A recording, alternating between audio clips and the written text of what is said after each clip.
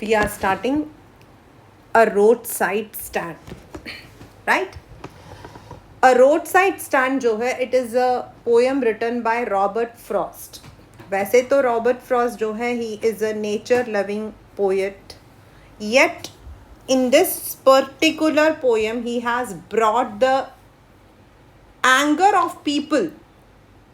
मतलब इसका जो मेन एक थीम है वो है उन लोगों का गुस्सा जो लोग गरीब हैं, those who are poor and they are, वो और कहीं जा नहीं सकते हैं, तो जहाँ उनका गांव है, द कंट्री मतलब यहाँ पर द रूरल एरिया, वहाँ अपने ही घर के आगे एक छोटा सा शेड बनाकर they are selling the things which are available at their end, जो उनके पास अवेलेबल है. They are not marketers, they are not traders, they are not businessman, लेकिन उनके पास जो ग्रो होता है, उनके पास जो चीज़ें हैं, उनको वो बेचने की कोशिश करते हैं. And what they want is कि वहाँ से जो गाड़ियाँ गुजरती हैं, बिकॉज उन लोगों ने अपना शेड वहाँ लगाया है जहाँ से गाड़ियाँ गुजरती हैं, तो नेचुरल है कि उनको उम्मीद है, दे हैव दिस, एक उम्मीद है, होप है that people those who are travelling by car they may stop there, वो लोग वहाँ पर रुकेंगे and they may buy something. They are not greedy, they just want extra money so that they are able to survive, अपने आप को जिंदा रख सके. लेकिन जो लोग वहाँ से गुजरते हैं, those people who are passing over there, पहले तो normally they don't stop there, they hardly stop, लेकिन अगर वो स्टॉप करते भी हैं तो they are not bothered about the people who are there. या तो वो कहेंगे कि यहाँ पर जो है इसका नाम क्या है, ये जो कितना गंदा बना दिया है, they have spoiled the nature's beauty, putting the ugly board. या कभी कभी वो चीज़ें पूछेंगे जो वहाँ अवेलेबल होती नहीं है, जो सामने दिखता है कि नहीं है. The poet is sympathizing with the people. ये पोएम जो है, it is completely written from the point of view of a country dweller, not a city dweller. मतलब ये हमारे प्रोस्पेक्टिव से नहीं लिखा. अब नेचुरल है कि हम भी गाड़ी में जा रहे हैं, तो ज़रूरी नहीं है ना कि मैं वहाँ पर खड़े होकर हर चीज़ खरीदूंगी. There are so many issues, हमें नहीं चाहिए, हमें नहीं पसंद है, हम उसको हाइजीनिक नहीं समझते हैं. So there are so many things and इसीलिए द सिटी. लेकिन यहाँ जो उसने लिखा है रॉबर्ट फ्रॉस्ट ने, he has completely written from the point of view कि उनके प्रॉब्लम्स को कोई नहीं समझता है. जहां हम कहते हैं there should be development, rich होना चाहिए, रिच और पुअर के बीच में जो गैप है उसे हटाना चाहिए, लेकिन those things are not possible because neither the people are sympathising nor the authorities. तो ये बेसिकली उसी के ऊपर this poem is there. Now let us do the poem line by line with NCERT. The little old house was out with a little new shed. मतलब यहाँ पर उनका कहने का मतलब है कि जो घर था उसमें उन्होंने जो है they have made a shed. A shed has been made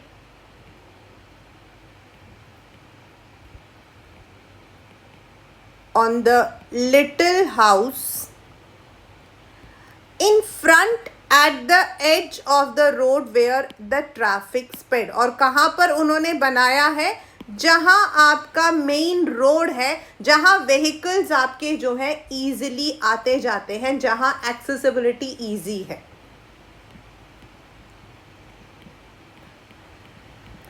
A roadside stand that two hypothetically pled, यहाँ पर it is personification. अगर हम लोग यहाँ पर देखते हैं तो इसका मतलब है कि जो रोड साइड स्टैंड है वो लोगों को रिक्वेस्ट कर रहा है यहाँ पर, but it is not that it is requesting. The road side stand is not requesting, means the people are requesting. Plead का मतलब होता है रिक्वेस्ट. प्लेड का मतलब होता है request, plead, plead. It would not be fair to say for a dole of bread. मतलब वो कहते हैं कि it is not because they want to fulfil their food. Dole of bread मतलब अपने रोजी रोटी के लिए, but for some of the money the cash whose flow supports the flower of cities from sinking and withering fate. मतलब उनको they need some extra cash, they want to earn some extra money, they do not want any favor or piece of bread. उन्हें खाना नहीं चाहिए, they do not want food, but they want some extra money by selling the things which they have with them.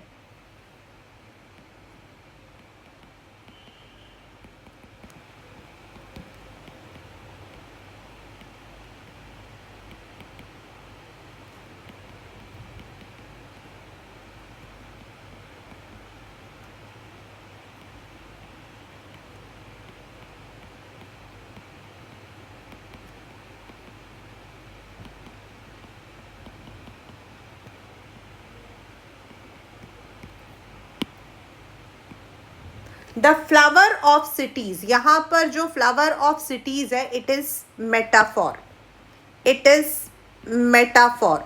And what is the meaning of flower of cities here? मतलब यहाँ पर those people who are, जैसे हम flowers को की देखभाल करते हैं, when we look after the flowers they don't sink और फेंट. मतलब वो ना तो विदर होते हैं और ना ही वो उनकी हम देखभाल करते हैं. Similarly they want some support from the city people. The polished traffic, यहाँ पर जब पॉलिश्ड ट्रैफिक है it is transferred epithet, means polish का मतलब है यहाँ पर वो जो लोग उसमें गाड़ियों में बैठे हैं, पास विद अ माइंड अहेड. और मतलब कि दे डोंट केयर, उनका कहने का मतलब है कि the people who move in those cars they move without any care. वो लोग बिना किसी केयर के वहां से मतलब चले जाते हैं.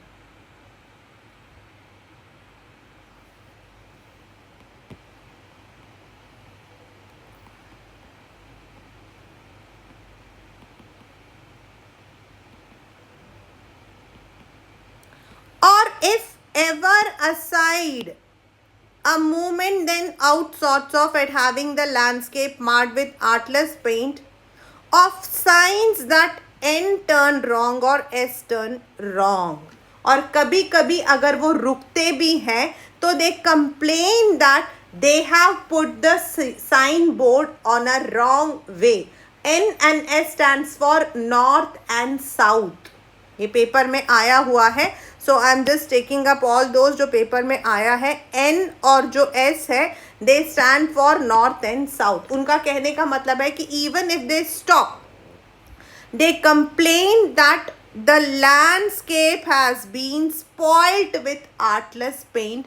वो कंप्लेन करते हैं कि they have spoiled the beauty of the landscapes, और sometimes they may even complain about the putting up of wrong directions.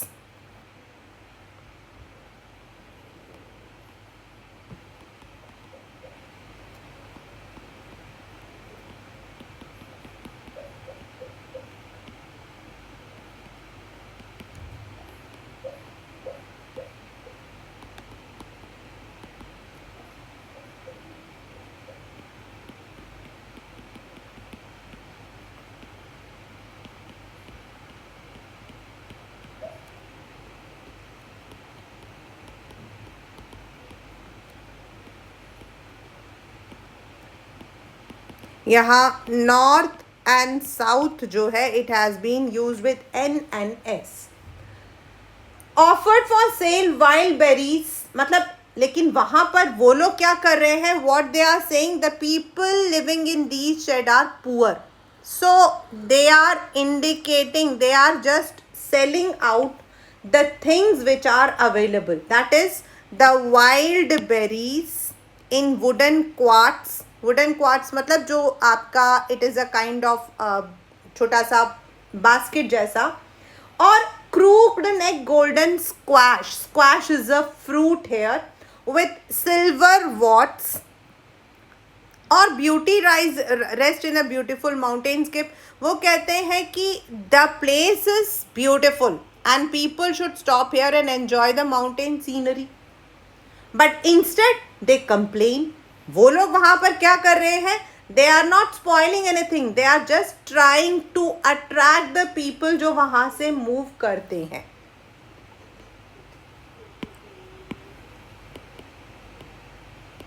They are poor and want to sell the things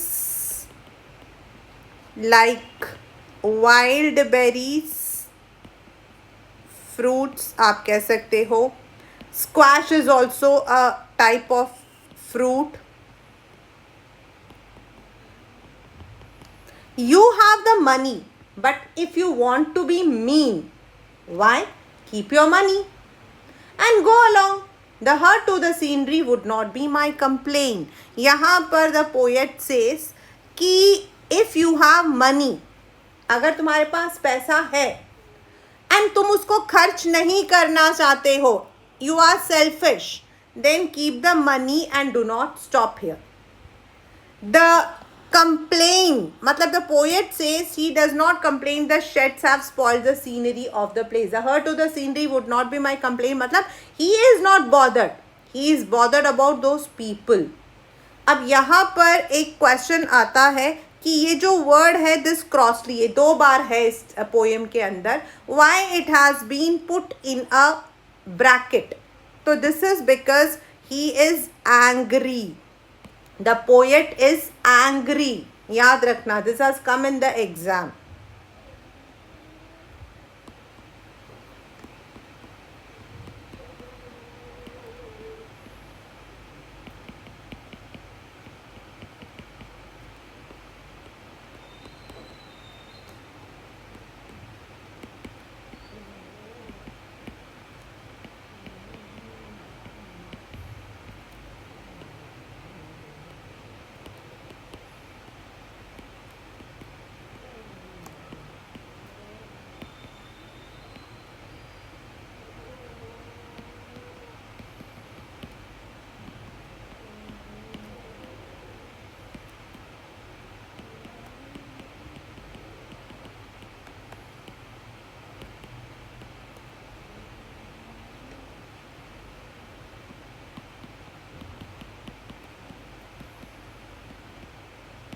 यहाँ पर ये जो है this is of the poet. The second paragraph he says, so much as the trusting sorrow of what is unsaid. यहाँ पर he is right, it is written from the point of view of the person जिसकी वो दुकान है.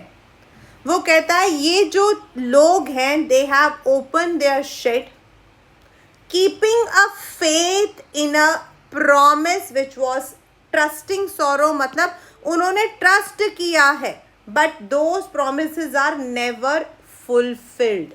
They are trusting on those words which have been never spoken, जिसको कभी किसी ने बोला नहीं है लेकिन उनको एक उम्मीद है. They have a hope that somebody sometime they might be also noticed. वो कहते हैं कि वो क्या चाहते हैं.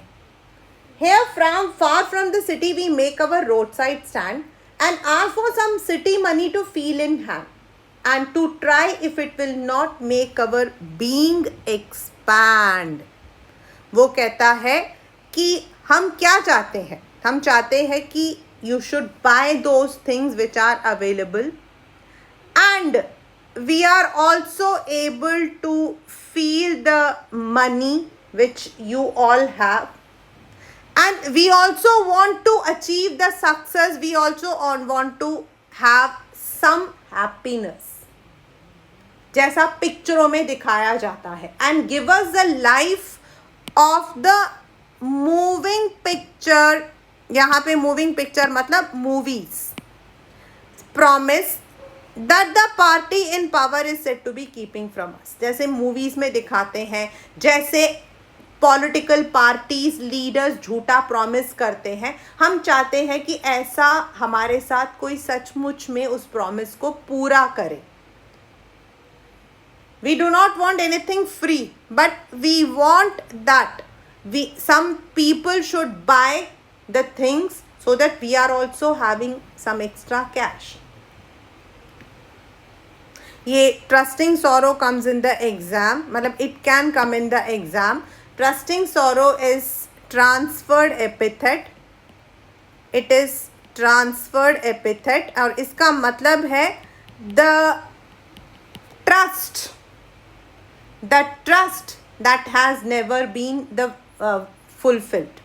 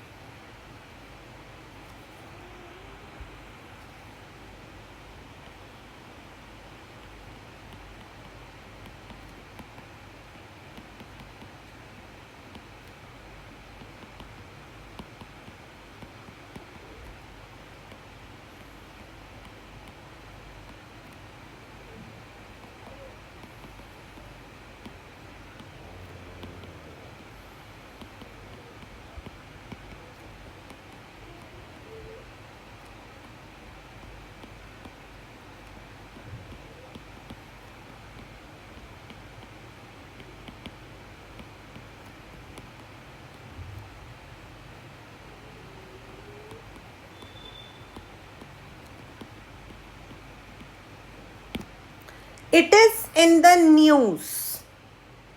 ये वाला पैराग्राफ काफ़ी इम्पॉर्टेंट है. It is in the news that all these pitiful kin मतलब family relations are to be bought out and mercilessly gathered in to live in villages next to theatre and the store. मतलब कहा जा रहा है कि इन लोगों को, मतलब ये जो गरीब लोग हैं, इनको सून दे वुड बी, गवर्नमेंट जो है इनको रीलोकेट करेगी टू द मेन विलेजेस, जहां उनका घर जो है that will be near a theatre और a grocery store and they would be having a bright future. मतलब ऐसा फॉल्स प्रॉमिस उनको किया गया है. फिर वो कहता है कि where they won't have to think for themselves anymore, मतलब उनका फ्यूचर काफ़ी ब्राइट होगा. But while the greedy good doers, ये वाला काफ़ी इम्पॉर्टेंट है, the beneficent beast of prey, ये जो लोग झूठे हैं, गुड डूअर्स मतलब जो लोग कहते हैं अच्छा करेंगे but they are greedy, they never do good. The beneficent मतलब दूसरों का फायदा उठाते हैं, they take advantage of others, swarm over their lives enforcing benefits, ये लोग उनकी ज़िंदगी पर जो है मंडराते हैं. स्वार्म मतलब उनकी ज़िंदगी पर मंडराते हैं और उनको जो है एक्चुअल में कुछ भी नहीं करते हैं, फोर्सफुली उनको बेनिफिट्स देते हैं, उनको लालच देते हैं. बाद में जब वो लोग इस चीज़ की आदत पड़ जाती है, that are calculated to soothe them out of their wits, मतलब उनके ब्रेन को वॉश कर देते हैं और बाद में उनको एक्सप्लॉइट करते हैं by teaching them how to sleep. They sleep all day, destroying their sleep at night the ancient way. और उनकी नींद, उनका जो चैन है उसको खराब कर देते हैं, उन्हें कहते हैं कि now you can relax, but in reality ये लोग खुद सोते हैं एंड जो मतलब कि they destroy that has been done in the past, उसी तरीके से उनकी नींद भी ख़त्म कर देते हैं और उनका चैन भी. In another word, they are exploited to the extent, they are exploited to the extent, उनको जो है हद तक जो है उनके साथ में जो है एक्सप्लॉयटेशन होता है. इट इज सेड पिटिफुल किन मतलब द फैमिली, पिटिफुल मतलब सिंपैथेटिक, यहाँ पर बेचारे.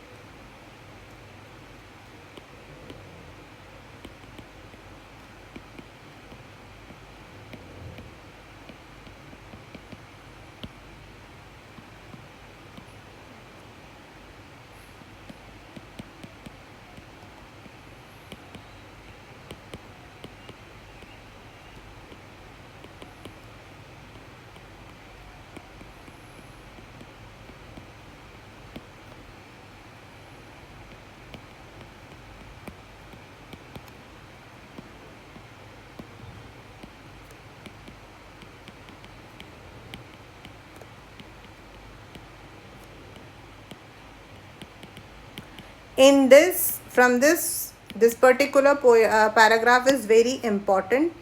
ये वाला जो एक है, what is the meaning of the ancient way, means what was done in the past, what was done in the past. And दूसरा, greedy good doers and beneficent beast of prey में what is the poetic device. तो greedy good doers beneficent beast of prey दोनों के अंदर आपका जो है oxymoron भी है एंड आपका एलिट्रेशन भी है, दोनों है. Greedy good GG, beneficent beast BB, and oxymoron because they are opposite. Greedy और गुड दोनों ऑपोजिट, बेनिफिकेंट एंड बीस्ट दोनों ऑपोजिट. तो these are the things which comes from this. मतलब उनका कहने का मतलब है कि जो पॉलिटिकल पार्टीज होती हैं, जो लीडर्स होते हैं, they promise, the government tells that they would be soon relocated. उनको उनमें से कुछ लोगों को रीलोकेट करते हैं, उनको कहते हैं now your life will be very happy, but instead they are exploited. उनकी नींद, उनका चैन, सब कुछ खत्म कर देते हैं. Then he says sometimes I feel myself, I can hardly bear the thought of so much childish longing in vain. मतलब now आपके पेपर में क्वेश्चन आता है what is the meaning of childish longing. childish क्या होता है? बचपन. और बचपन में हम किसी चीज़ को यान करते हैं, किसी चीज़ की उम्मीद करते हैं. जैसे हमारी मम्मी हमारे लिए खिलौना लाएंगी and when we don't get it, तो हमारा जो हम मतलब कि एकदम मायूस हो जाते हैं, वी बिकम होपलेस. तो वही चीज़ को वहाँ पे बोला है कि ये जो लोग होते हैं ना, ये बेचारे हर दिन हर मिनट दे जस्ट प्रे, भगवान से प्रार्थना करते हैं, लेकिन इनकी जो लॉन्गिंग होती है, इनकी जो उम्मीद होती है, that goes into vain, वो बेकार हो जाता है. द सैडनेस दैट लर्क्स मतलब hidden, hide, near the open window, आपको उनका सैडनेस नहीं दिखता है, लेकिन वो लोग सारा दिन खिड़की से हाथ में मतलब कि प्रे करते हुए हर बार उम्मीद करते हैं कि whenever there is a break, कोई गाड़ी की ब्रेक की आवाज़ आती है तो वो एकदम से खुश हो जाते हैं कि शायद कोई उनका सामान खरीदने आया है. The sound of a stopping car of the 1,000 selfish cars. Selfish cars is transferred epithet means the people who are passing. लेकिन जो लोग वहाँ पर रुकते हैं ना, they are not buying anything. वो लोग कुछ खरीदते नहीं है. वो क्या करते हैं? Just want to inquire what a farmer's prices are. कुछ लोग वहाँ पे किसी क्रॉप का प्राइस पूछते हैं, और कुछ क्या करते हैं, अपनी गाड़ी को रिवर्स करेंगे और वहाँ पीछे जो घास रखी होती है उसको भी खराब कर देते हैं. One did stop but only to plow up grass in using the yard to back and turn around. And just another to ask the way to where it was born. और कोई और आता है तो वो रास्ता पूछता है, लेकिन कोई भी उनसे सामान नहीं खरीदता. And another could ask if they sell a gallon of gas. They couldn't. They had none. अब वो यहाँ फिर गुस्सा कर रहा है. और दूसरा, तुम्हारे पास गैस है, उनको दिखता नहीं है यहाँ पर गैस नहीं मिलता है, वो गुस्से में है. क्रॉसली कहते हैं यहाँ पर जो लोग वहाँ आते हैं ना, they are all so selfish कि वो लोग इनकी उस उम्मीद को समझ नहीं पाते हैं. दो दे माइट स्टॉप देयर, लेकिन वो लोग वहाँ स्टॉप करते हैं सामान खरीदने के लिए नहीं, कभी रास्ता पूछने के लिए, कभी रिवर्स करने के लिए, कभी वो चीज़ पूछेंगे जो वहाँ पर नहीं होता.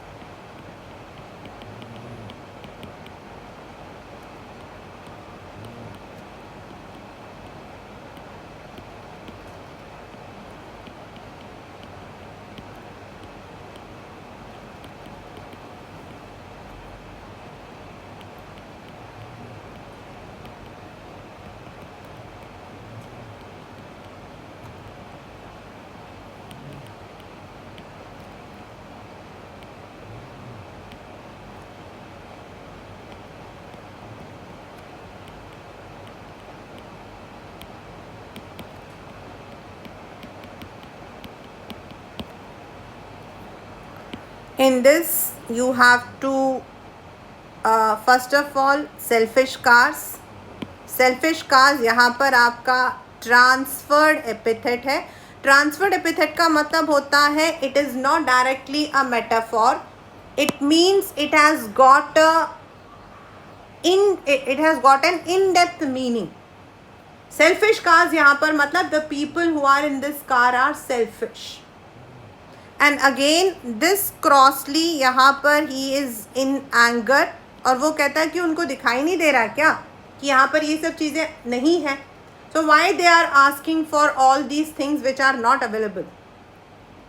Last line he says, no, in country money, मतलब जब हम कहते हैं डेवलपमेंट, जो मैंने आपको स्टार्टिंग में बताया था कि we talk about development, we talk about the to bridge the gap between the rich and poor, लेकिन जो रिक्विजाइट मतलब जो नीड है, रिक्विजाइट मतलब the need, the needed lift of spirit, मतलब जो होना चाहिए हमारे अंदर, जो भावना हमारे अंदर होनी चाहिए, वो it is not there. So the voice of the country seems to complain. यहां पर the voice of the country मतलब द रूरल पीपल, वो कंप्लेन करते हैं, बट जो एक्चुअल में होना चाहिए, the way we need to help each other, that we cannot find here. I can't help owning the great relief it would be to put these people at one stroke out of their pain. वो कहता है कि इनका situation ऐसा है कि they should be given some relief so that उनकी जो ये प्रॉब्लम्स हैं वो एक ही झटके में in one go they are removed.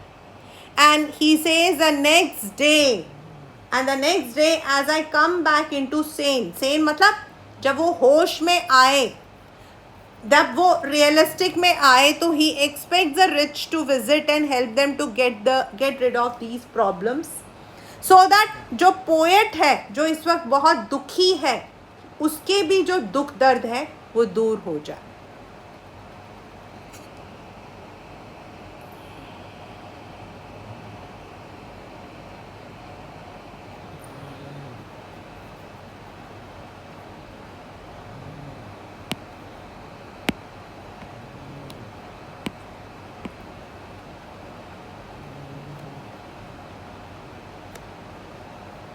The country scale of gain मतलब जहाँ पर फ़ायदा उठाया जाता है. ये जो बेचारे villagers, what the work they do, the kind of things they say, उससे they can not have the upliftment what they need to have.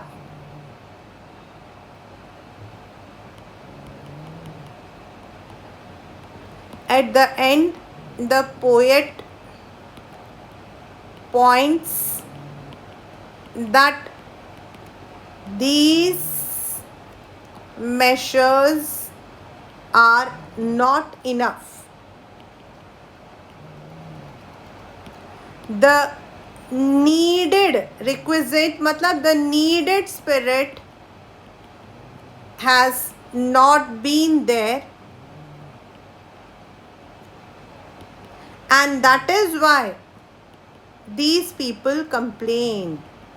और इसीलिए ये लोग जो है कंप्लेन करते हैं कि हमारी कोई हमारी कोई परवाह नहीं करता.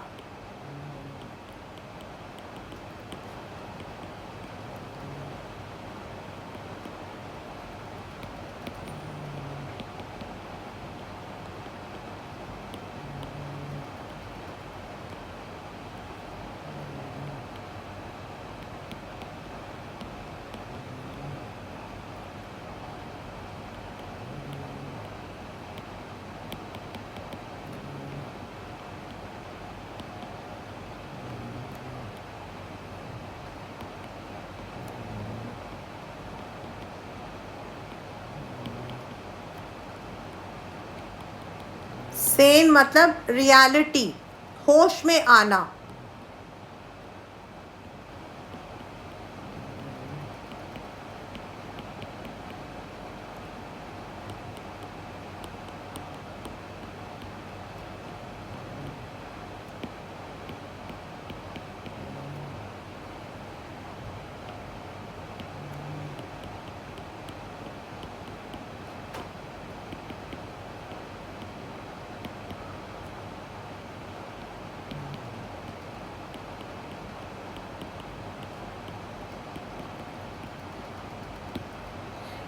In another word, in a nutshell, we can say that एक इसमें क्वेश्चन आता है कि what is the poet actually want? तो द पोएट एक्चुअली वांट कि ये जो लोग हैं, the government, the people who are rich, they all together come out, they all together work together for the upliftment of the poor people. हम सिर्फ अगर ये बात कहते हैं, अगर हम उनको कहते हैं कि ओके मतलब कि ऐसा होगा वैसा होगा, government should do these things, सिर्फ कहने से या पेपर में बोलने से कोई फ़ायदा नहीं है.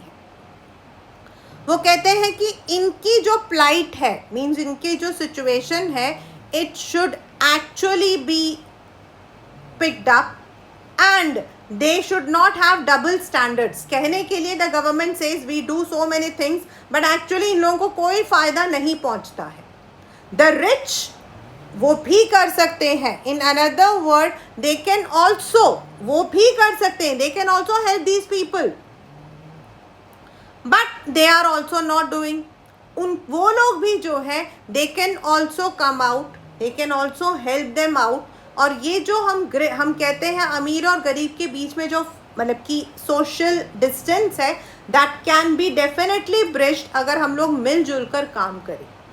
कुछ अमीर लोग जो हैं वो लोग इनकी हेल्प करें, कुछ गवर्नमेंट इनके लिए हेल्प करें, then maybe that the bridge which is there that can be gapped.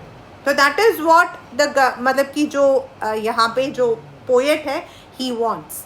He says that people only come over there, they pass, they don't pay any attention, and even if they are paying attention, either they would be complaining कि वो जो मतलब की जगह है उसको इन्होंने गंदा कर दिया है, और they might be even stopping their squeal of break, मतलब वहाँ पर रुकते हैं, they stop over there, but sometimes they would be asking something which is not available, या फिर सिर्फ दाम पूछ लेंगे फिर आगे निकल जाएंगे.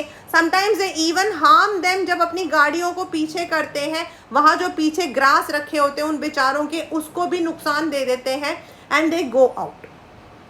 तो the rich are not bothered, the government has double standard. तो ऐसे में अगर दोनों ही अपना मुंह जो है फेर लेते हैं, तो how these people can develop. तो that is the main theme of this poem, that is a roadside stand. In another word, I'll just give a summary or a gist of the entire poem कि ये जो roadside stand है written by Robert Frost, it says about those people.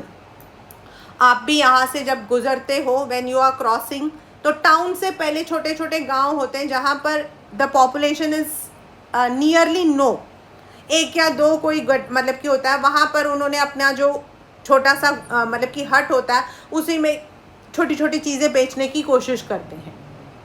But those people who are passing there, उनके लिए तो, and this poem is written completely from the point of view of a country dweller, not city dweller. हमारे हिसाब से नहीं रखा, तो ये बात आपको ध्यान रखना है. And when these people travel, तो पहले तो वो लोग बॉदर नहीं करते हैं. जो उसको गुस्सा आता है वो कहते हैं कि अगर तुम्हारे पास पैसा है, तुम खर्च नहीं करना चाहते हो तो जाओ. लेकिन खर्च ना करने के बदले even they sometimes point out कि देखो ज़रा पेंटिंग पूरी यहाँ पर जो मतलब नेचर की ब्यूटी थी उसको इन्होंने ख़राब कर दिया, आर्टलेस पेंट लगा रखा, क्योंकि वो लोग जो हैं they don't have the painters, they are not marketers. तो उन्होंने अपने हाथों से कोई पेंटिंग बना रखी होती है, कुछ लिखा होता है, समटाइम्स द डायरेक्शंस जो है उनको गलत तरीके से लिखा होता है, तो उसकी कंप्लेन करते हैं. तो वो पोएट कहता है तुम कंप्लेन क्यों कर रहे हो, तुम्हें कुछ खरीदना नहीं है ना, तो आगे जाओ, क्यों यहाँ पे रुके हुए हो. मतलब ये इस टोन में लिखा हुआ है. फिर वो कहता है कि ये जो लोग हैं they all have trusted those unfulfilled promises, जो उनको लगता है कि शायद कोई आकर लेगा, जो उन्होंने मूवीज़ में देखी हैं, जो वो हमेशा जब लीडर्स आते हैं वोट मांगने तब वो कहते हैं कि हम लोग आपकी जो है we would be developing you, तो they are keeping that trust. उनको ऐसा बोला गया है कि soon they would be relocated to the places जहाँ they would be having a bright future, and enforcing these benefits, उनको ये सारे फ़ायदे दिखाकर उनसे काम करवाया जाता है, उनको एक्सप्लॉइट किया जाता है, उन्हें बोला जाता है that you would be having good sleep, लेकिन वो स्लीप वो खुद लेते हैं, वो फ़ायदे वो खुद लेते हैं और उनको सिर्फ एक्सप्लॉइट करते हैं. That is why they have been called as greedy good doers and beneficent beast of prey. Then वो कहते हैं out of their wits का मतलब होता है उनके दिमाग, मतलब कि they have been brainwashed, मतलब प्लान करके उनका ब्रेन जो है उसको वॉश किया है उन्होंने. फिर वो कहता है कि कई बार मुझे बहुत बुरा लगता है व्हेन आई सी कि ये जो लोग होते हैं अपनी खिड़कियों के पीछे बैठे होते हैं और शायद हर एक ब्रेक लगने पर दे प्रे, काश कोई खरीद ले. They have a childish longing, a desire which is unfulfilled.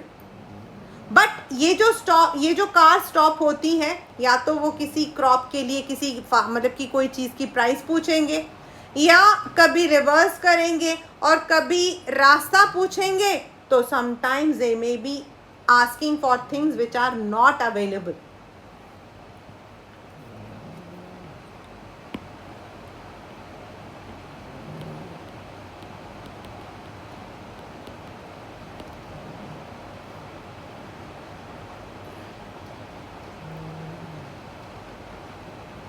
यहाँ पर आपका anaphora and has been repeated in the next line. फिर वो कहते हैं कि उनको दिखाई नहीं दे रहा. वो कहता है कि eight the and he says कि जो नीडेड स्पिरिट है ना, दैट इज़ नॉट देयर, और that is why these people always complain. वो कहता है अगर मतलब कि वो इतना सॉरोफुल है दैट ही फील्स कि इन लोगों को एक झटके में इनकी परेशानियां दूर कर दो, परहैप्स डेथ. कहता है और जब मुझे मतलब कुछ ऐसा हो जाए कि जब मैं होश में ना आऊँ ना, तो तब ये सारी प्रॉब्लम्स ख़त्म हो जाए. And when I come to real, I should see that these people are not now complaining. So in another word it is the theme, the total message, everything is कि the people who are rich, the government, they all should together come and solve the problems of such people, those who are pathetically poor. So this is the entire poem, A Roadside Stand.